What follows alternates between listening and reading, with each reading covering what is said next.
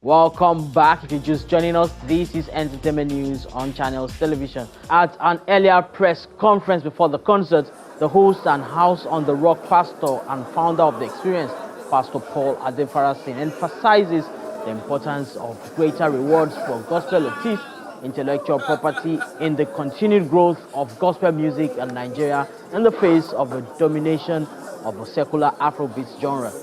The good pastor also emphasizes the need for an awakening amongst Africans across the continent to foster togetherness and industrialization using music. Intellectual property, creative art, creative capacity does need to be rewarded, and the church culture in Africa generally hasn't done that sufficiently, and he's one of the men with this other guy here who I just don't like at all.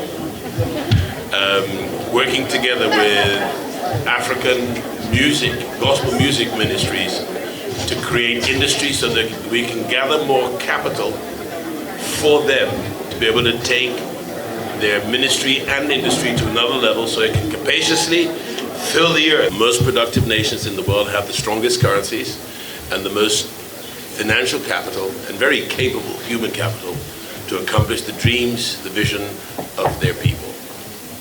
This is one huge quest for Africa. We must industrialize. We must become a productive system that's integrated across its 50 or so nations and recognize that we are perhaps the most blessed continent on the face of the earth as far as natural resources are concerned. It's important to also grasp then that underneath our feet across Africa there is so much wealth. And even this earth suit that we all carry, especially the brain matter, Africans have a resilience, an ingenuity, an intelligence that I personally believe, no offense to my Japhetic brethren, that is unparalleled anywhere in the world. Our history is powerfully rich with great leaders across biblical history and across world history, but it's not to the advantage of other groupings outside of Christ for us to discover who we are. Hallelujah. And music is part of that discovery. Worship music is an important part of making that clear. I refer to 2008. Israel was there. Kirk was there.